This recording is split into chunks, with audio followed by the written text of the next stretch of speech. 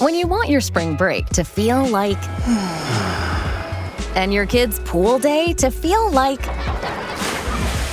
and your hotel bed to feel like... ooh, and room service to feel like... because at Hilton, hospitality feels like... Your cabana's ready. Would you like fresh towels? It matters where you stay. Book now at Hilton.com. Hilton, for the stay. This episode is brought to you by Nespresso.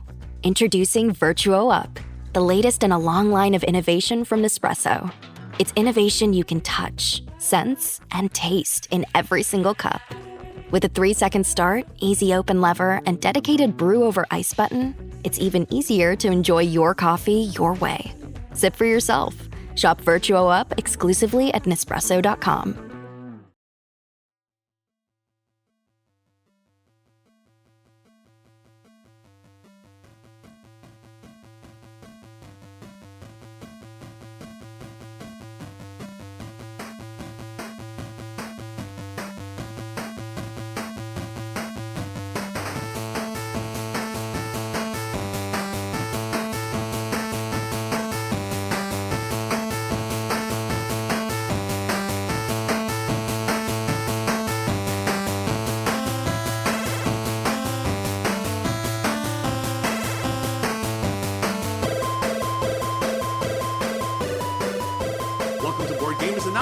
Podcast where everyone's welcome at the table, but of course, as always, no one knows whose turn it is.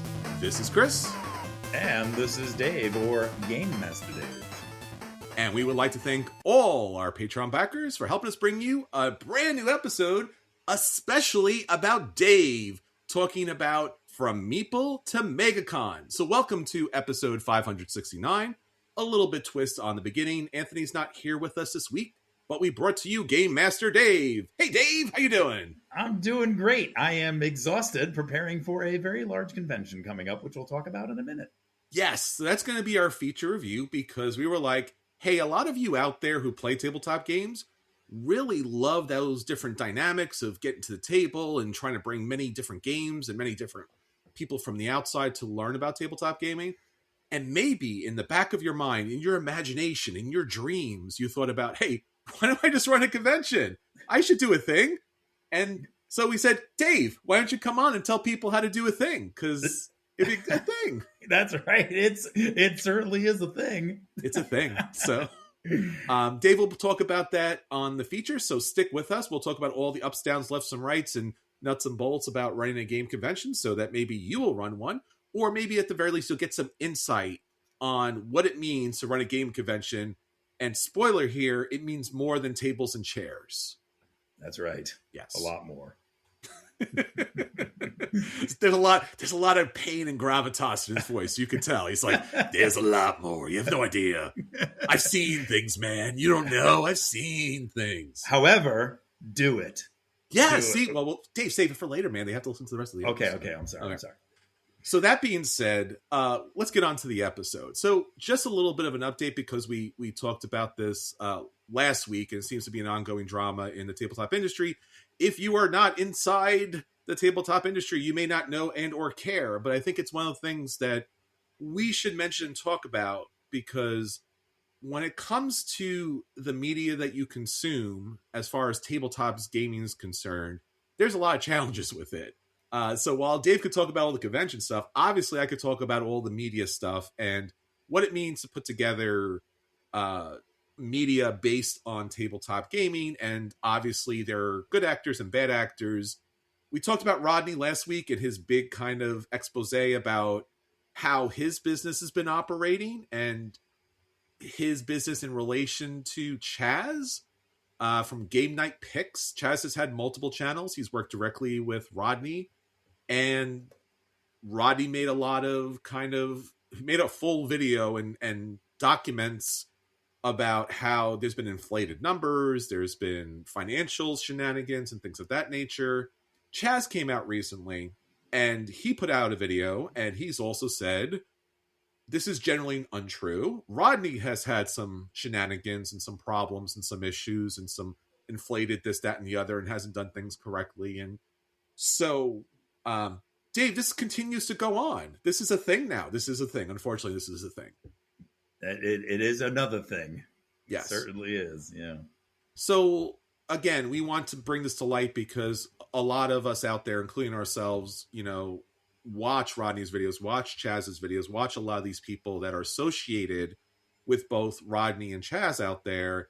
So a lot of the media people that we deal with are somehow connected to this or not connected to this. We don't know.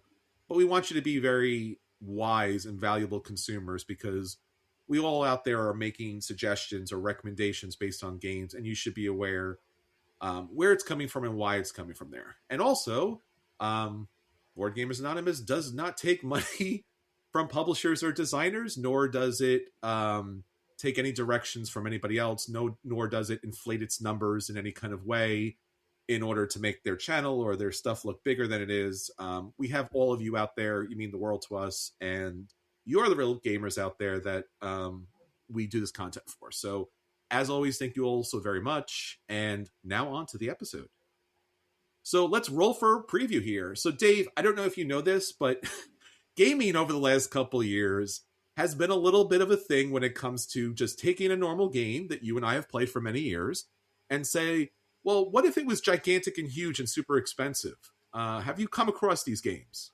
Yes. I have come across many of them. I mean, Kickstarter might have, got us to feel like I got to get the game and I got to get 19 expansions at once, hitting all those levels.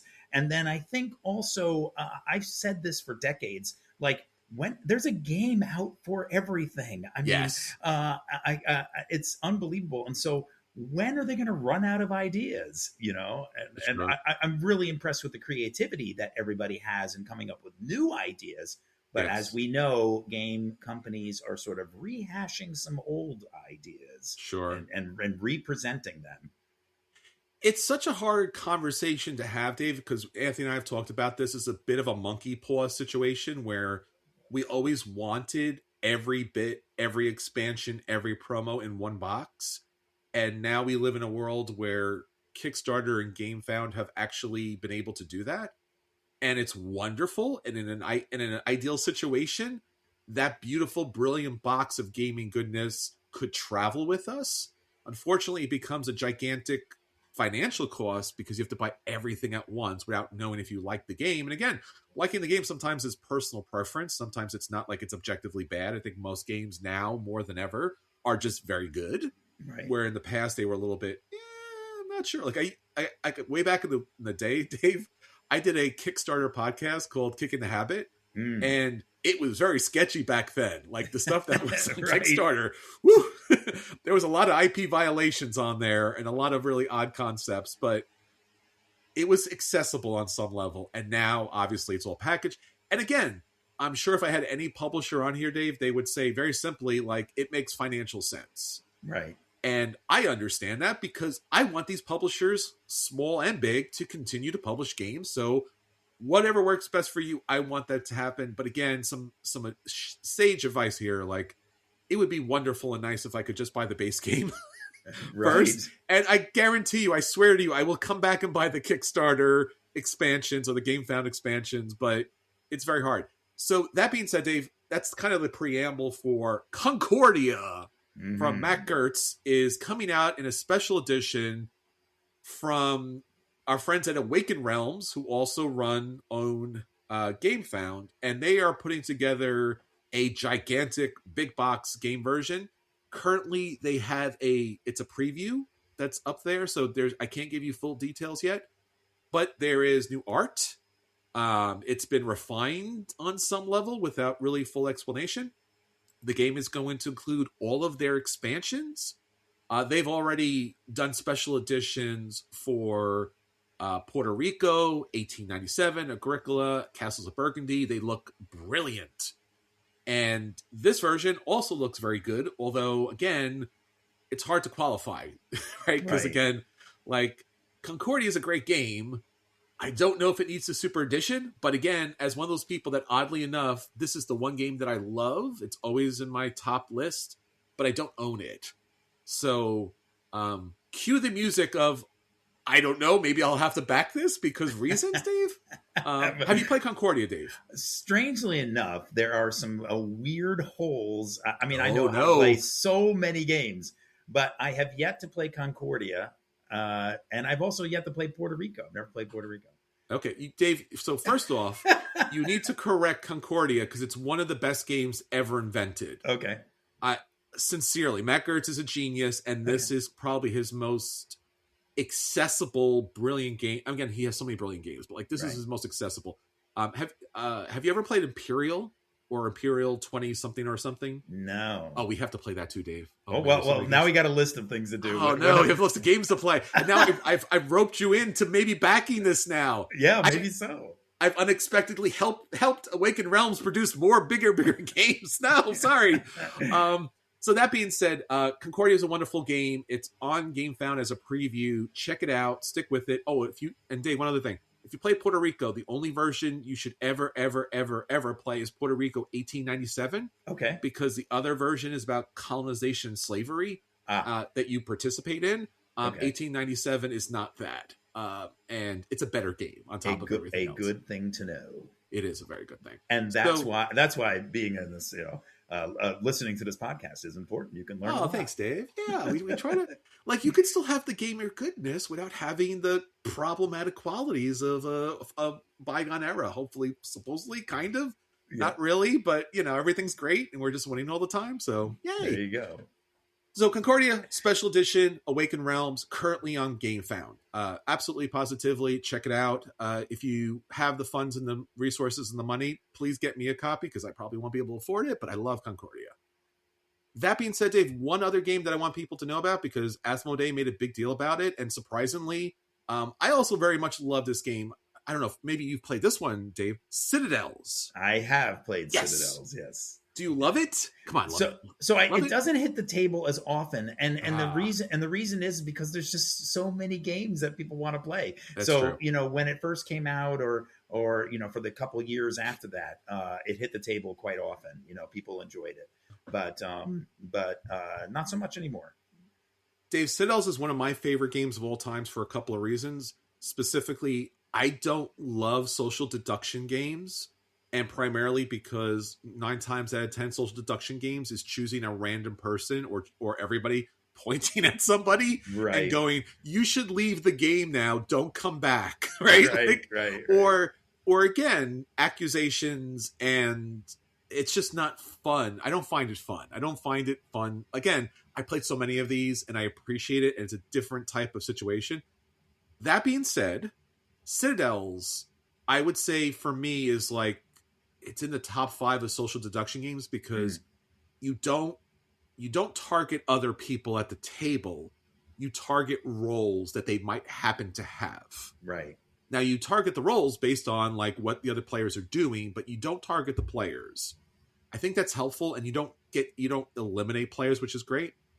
Plus, you get to build a little bit of a kingdom, here. Right. And it's a lot of fun when you actually are able to stop another player from winning based on, you're very observant. So if you see someone's building a certain type of building, or maybe they need money, you could pick characters to counter them. Mm-hmm. So I highly recommend Citadels. It's a very small box game. It recently got a reprint not too long ago with upgraded character cards and artwork and things of that nature. This version that they just recently announced is Citadel's Duel. So one of the other trends in tabletop gaming, Dave, is there's not a lot of original ideas out there, like we just talked about with Concordia. But Duel is a two-player version of Citadels. Well, I will tell you, since the first couple Duel games came out years ago now, it has been a boon for me. Yes. Because not only does it give an opportunity for Ginger and I to play, Ginger's my wife, Ginger and I to play a 2-player game on date night without having to get together with another couple or something. Sure. But since all the events that I run at libraries and conventions, I find that a lot of time 2 people will come in, whether it's a parent-child or whether it's a couple or whether it's 2 friends.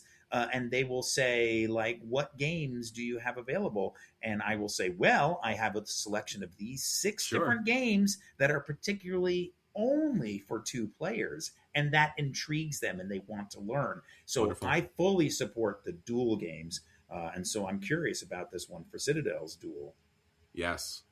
Yeah, no, Dave, that's a wonderful point. I think that's something that's often overlooked, especially getting game to a table is really hard, and Citadel's benefits from having a lot of players. Now, you can play Citadel's with 2 players, but obviously maybe this is a better version. It's a different looking version. So you do have your same roll cards, but the actual locations that you'll be able to build look to be tiles. So that's going to be different. And then there's a very interesting, unique little board in the middle that certainly is adding a twist, which it seems like it's a bit of a tug of war situation. So maybe this game benefits from like Seven Wonders Duel that has that kind of back and forth situation. There's not a lot of details out about it. It'll be coming out on October 23rd, 2026. Costs about $30.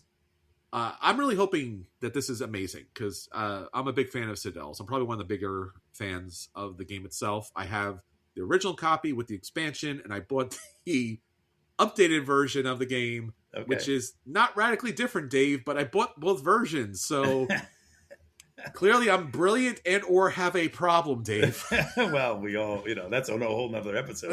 I know you guys have already talked about that in at least one other episode. Yeah, that'll be our intervention episode where we sit Chris down and we go, do you really need another version of the same game?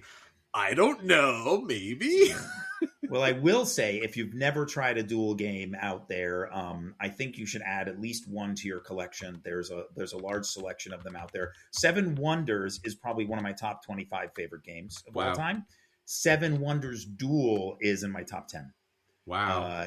Because I just like the stress level that's involved in it. And only a 2-player game where you're just alternating, choosing the cards. And then Ginger got me for the holidays the Lord of the Rings Duel, which I am really enjoying. So. That's our favorite now at this point, which is, again, Anthony and I both love Seven Wonders Duel just generally. It's in our top 10.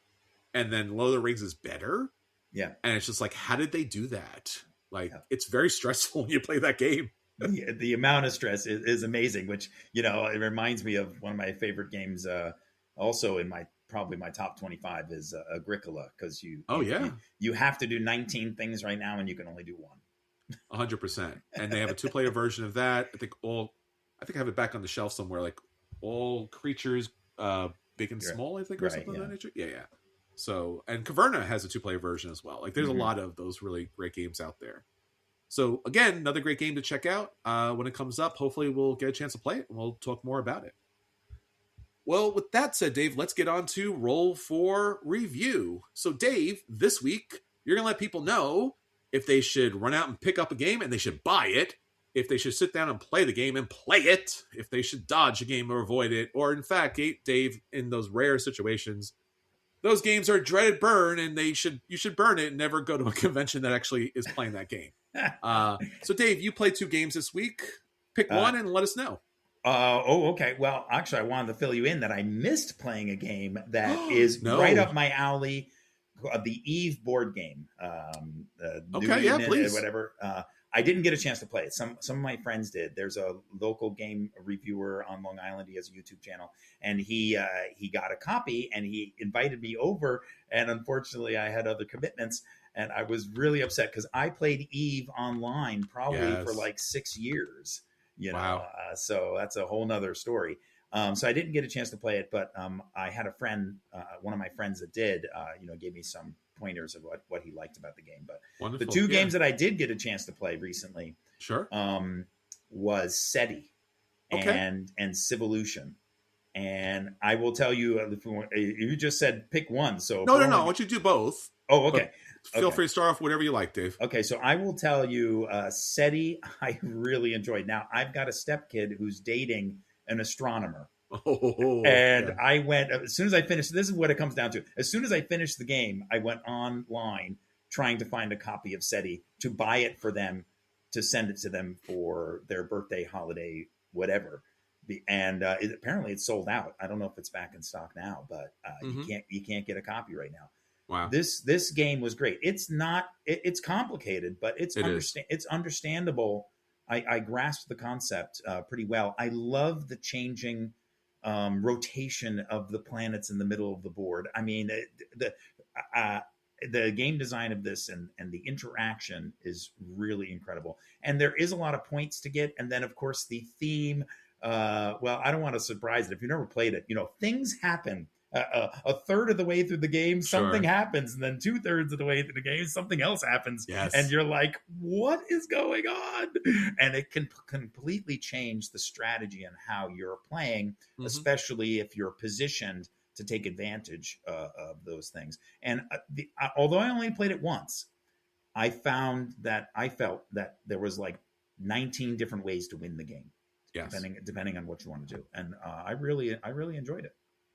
Yeah, Anthony and I both played it, the base game, and actually they have an expansion now for us too. Okay, yeah, and I would say that would be a buy. Wow, that's pretty big, Dave. Yeah, right. I'd be ready to buy it myself, except that it's out of stock. But now, if you're a relatively new to the game world, don't buy it. Okay, yes. But hardcore gamers, which I'm assuming is the majority of your listeners, I would say buy. Yeah, SETI search for an extraterrestrial intelligence. Tomas Holek it's a great game, but it's certainly the barrier of entry is very high. I think it's close to a 4.0 on Board Game Geek as far as weight is concerned, and it's very abstract. So if you don't know other mechanics coming into that game, because it's got multi-use cards and a lot of moving pieces, literally, Dave, as you said, like literally moving pieces. They literally move. You really have to kind of sit with it and get a sense of it. It can be long. The expansion, I've not played it. Anthony played it. I know a couple of other people have played it out there. Gives you a little asymmetry as far as like your particular company does a couple of special things to it.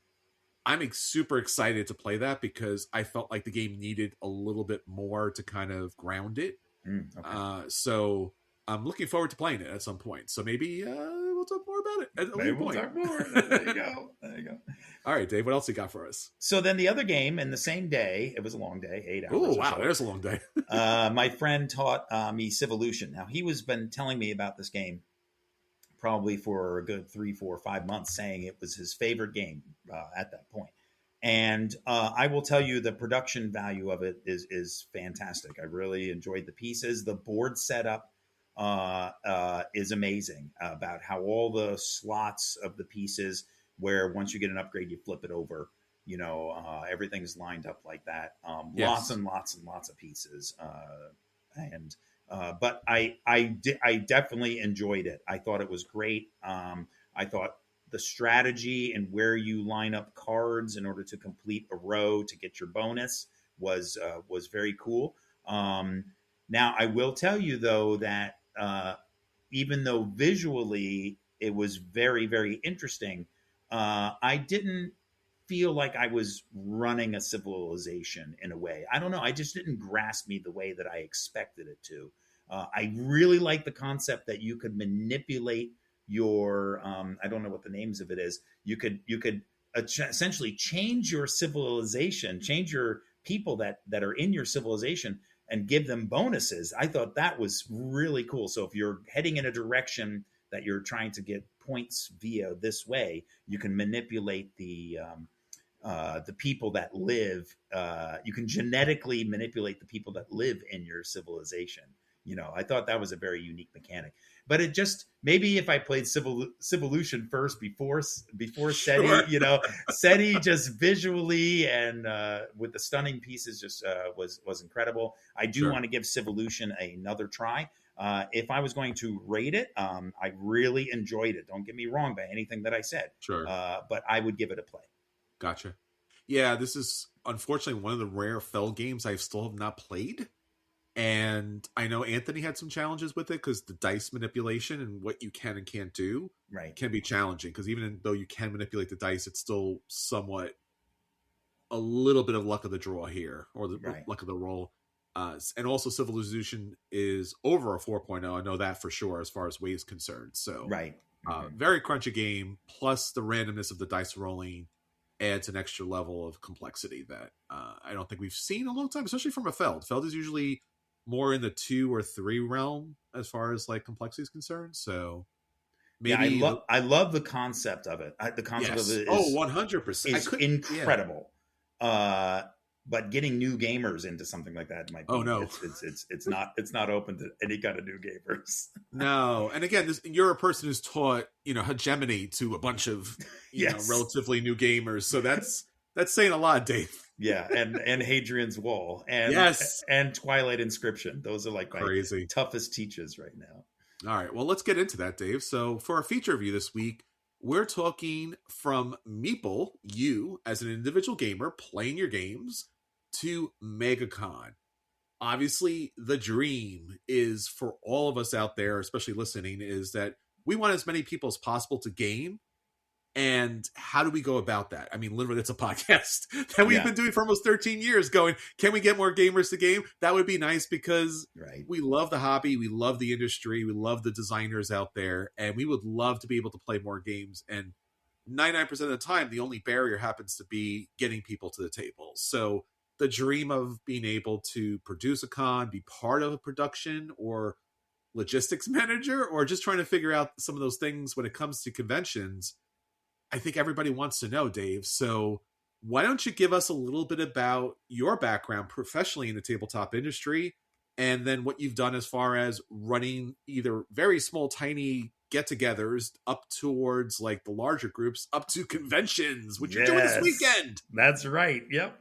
So what's interesting is that, I've been teaching games since grade school.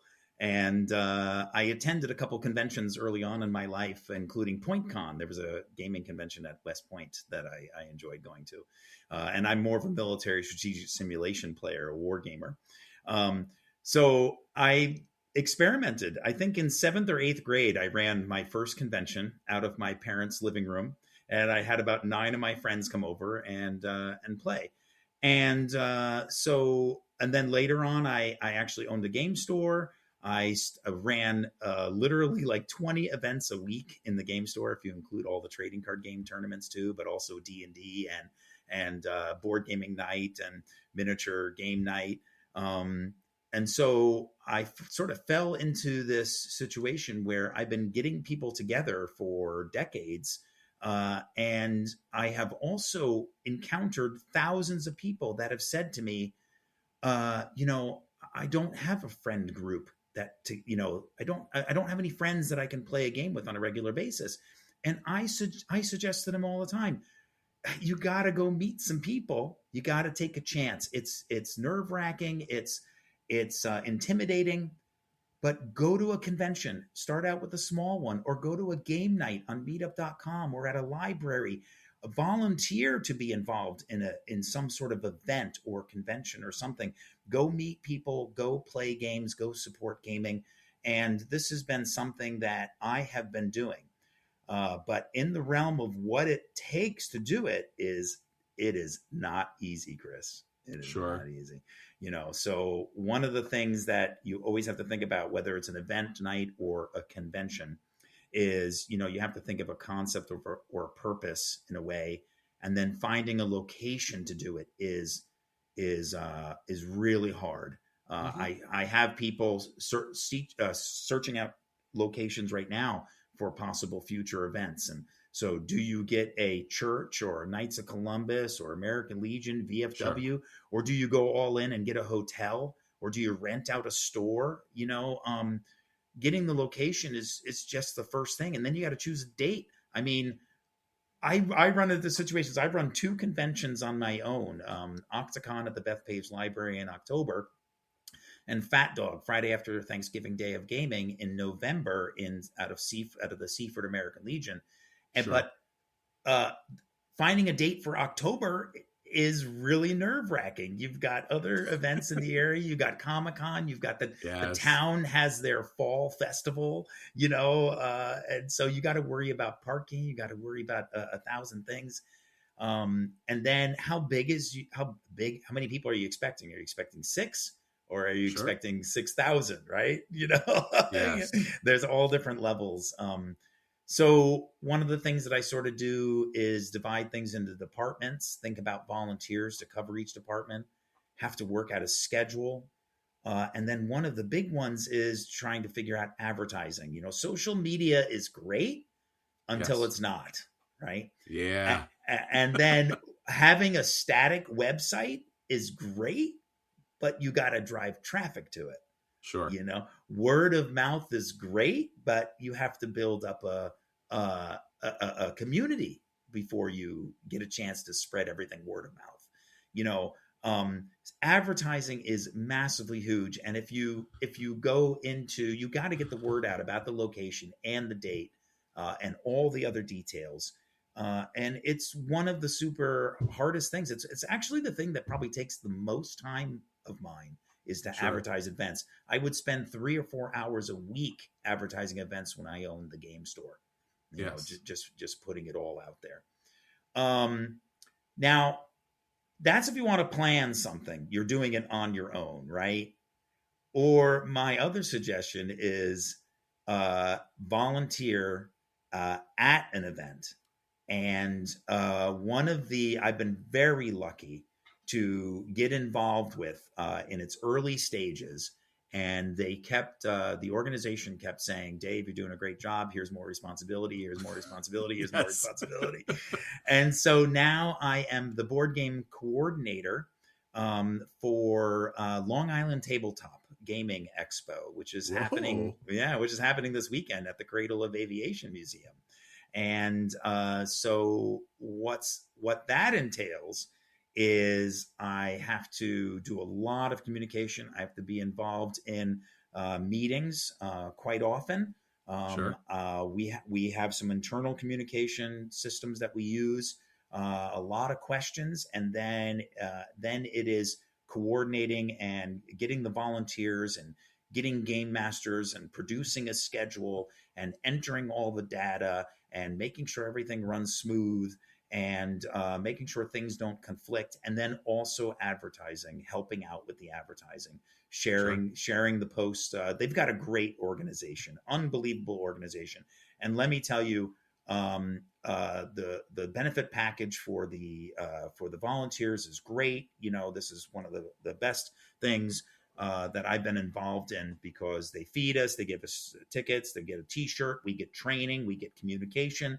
And I've really enjoyed it. It's too late to volunteer right now if you're planning on volunteering this weekend.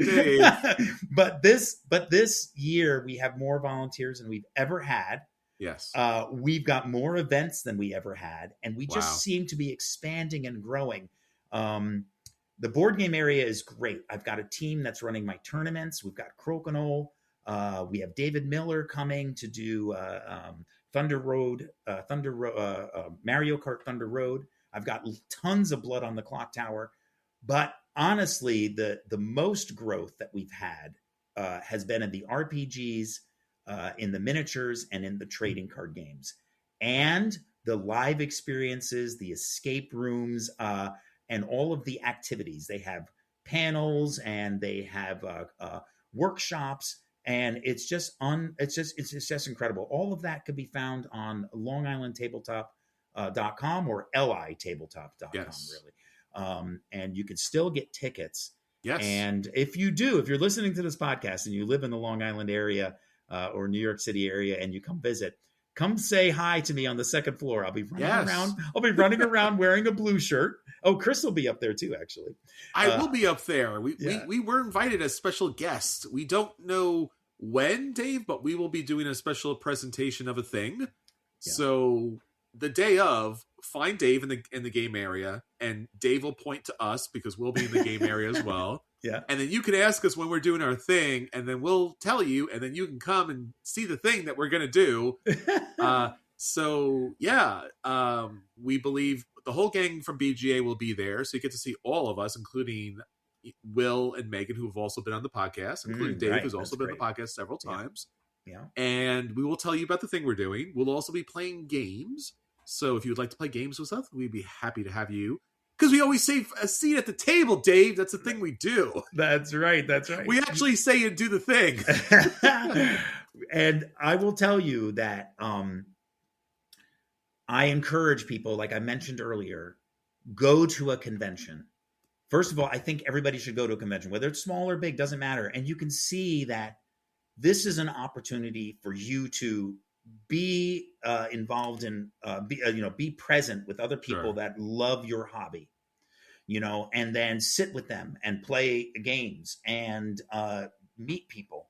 And then also, if you have any interest in the future of running your own little events or mini convention or something like that, because those 2 conventions I mentioned earlier that I run, I only get 100 people. They're small, but it's a lot of work and it's a lot of joy and in having people there. But you can, I suggest if you're interested in running a convention, go volunteer at a convention first. 100%. Yeah. And you will start to learn the inner workings of what's going on. And you will see that, just like you said, Chris, getting a seat at the table can basically lead to anything, Yes. Yeah. And I'll say that too, Dave, from doing career development for 20 plus years, students want and need internships, right? And even if it's not an internship, or even if you're not a college student and you want to learn about an industry or something of that nature, volunteer if you can. And volunteering is one of the greatest things you can do just for society generally, and certainly for your own education and professional development. Sometimes not even if it's directly related to what you want to do, but you meet other people who are also volunteering, have conversations with them, and then gain professional contacts in ways you would never do before. So yeah, volunteer at a game convention. And oftentimes, if they're a good convention, they'll take care of you. And also you'll get to meet people and publishers and designers and things of that nature. And then you can take that knowledge, as you're saying, Dave, to the next level. So instead of just having, a local game night at your house, you could find space and people and support to actually have one in a larger community and then move that up. And as you said, Dave, I think obviously one of the most important things is that game conventions are for everybody. Right. I mean, everybody. So you've never played a hobby version of a game, or you're hardcore, everybody. Yeah. And try something new. Try something. If Ginger actually goes to Dreamation and Dex Light out in New Jersey, because and she joins role-playing games. Now she teaches Dungeons and Dragons at a local library, but she plays mostly board games with me. So when she goes to a convention, she actually signs up for all the RPGs because she doesn't get a chance to play them, right? Yes. So, you can expand your experience. If you've never played at Long Island Tabletop, they're going to learn how to play trading card games. They're going to have demo tables for miniature games. Go check. There's beginner sessions, like learn how to play D&D in the RPG sections. Go try something, and the other thing that I'd like to say is because we're building a great community on Long Island of all these gamers that are all coming down to Long Island Tabletop Gaming Expo. But what I noticed is all of these volunteers on our internal communication platforms are building community there too. Yes. And they're exchanging ideas, and some of them are meeting outside of the convention planning and playing games and hanging out. I'm telling you, it's an amazing thing to watch. It is 100%. And again, even if you're not an extrovert, these are definitely the types of experiences that you can come in, get some support, stay quiet, stay in your own little zone, whether it's trying different things out or meeting people there. And again, for a lot of us, we're always looking for more gamers. You get to sit down with other people and you're like, you like this game? Yeah. You want to play next week? All right. And now you have more people to play games with. So done. Yeah, it can be super intimidating, and I run into a lot of introverts that we start out with a small little game. I'm telling you right now though, if you've never played Crokinole, you got to come and just sit at a table sometime, whether it's at Long Island Tabletop Gaming Expo or anywhere else. If you find a Crokinole table, just sit down. It's just a finger flicking little game. Yes. And it can be so much fun. And then that will open your world into a whole bunch of other stuff. 100%. So just to wrap up here, gaming conventions are for everybody. Anybody can run them. You can learn how to do that. Start small individually. get people together, find locations, volunteer to gain expert knowledge and experience that you can utilize later. You'll meet people, you'll meet designers, you'll meet publishers, you'll meet people at the conventions that definitely want to support you. And again, your game convention can be anything. Whatever you bring to the table, that's the uniqueness of it. The people who attend is the uniqueness of it. And all the logistics that come along with that, and the money and the challenges and the programming and the space stuff, that could all be dealt with if you first and foremost build a community. Building the community allows the work to spread out in the best kind of help possible. And honestly, Dave, I mean, I think this is true, right? Like, nobody knows better than gamers how to do logistics and how to deal with management and money and worker placement, right? Like, right. It's like, oh, this is every game I've played Euro-wise in person. Right. I've been building towards this day. Yeah. I went to a therapist way back in high school, I think, and he said to me, "So you play a lot of games?" I said, "Yeah." He goes, "Well, why don't you play the game of life?" And I was dumbfounded by well this. Done, right? sir. Well done. Well done, right? I was like, how do I win at life? Oh, okay. Let me apply my logistics, kind of, things that I've learned in planning airports and farms and Yes. and military operations, and let's just switch it over to life, right? Yes, that's a book or another episode at the very least to come, Dave. Yeah. So All anyway, right. if you do go to the Long Island Tabletop Gaming Expo, you can check out the schedule and the location and all the information about the hours at litabletop.com. Come say hi to me and Chris on the second floor. I'll be running around sweating in a blue shirt. So just look for a blue shirt. My Ginger calls it the blue streak, running around on the second floor. That I'm solving problems and greeting people and escorting people to their tables. And so come say hi. We'd love to see you. And I will be sitting down watching Dave do all those things. So you could sit with me and watch Dave and go, "That's really impressive. I know that's really impressive. Look, there he goes again. He went there. I don't know. He's somewhere. He's around here. He's doing a thing." So yeah, litabletop.com. Please check them out. They're wonderful people. It's a wonderful convention. It's held at the Cradle of Aviation in Long Island. So you get to see all the air and space stuff, all the planes and rocket ships. And I mean, that alone is worth the trip. Yeah. All right, everyone. Until next time, this is Chris. And this is Game Master Dave. And we'll save you all a seat at the table, especially at the Long Island Tabletop Expo coming up this weekend. Take care, everybody. See you soon.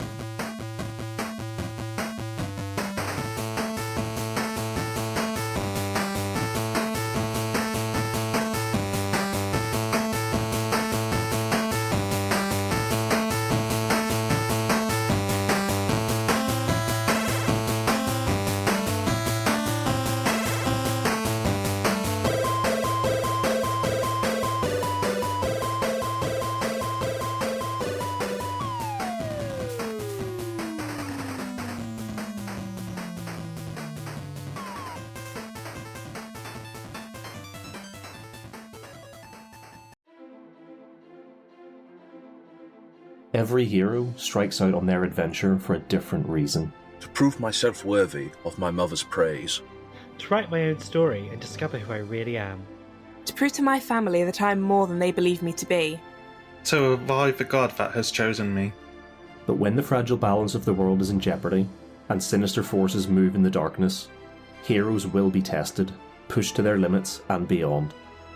And it will be left to them to determine if they are up to the task. There is a darkness rising. Will they be able to overcome the challenges and meet this evil head-on? For my god. For my story. For my freedom. For the world. To restore the balance. Modified Role Season 2, The Chronicles of Erin, a D&D 5e actual play podcast. New season, new characters, new story. Find us on all the usual podcasting apps or at modifiedrole.com.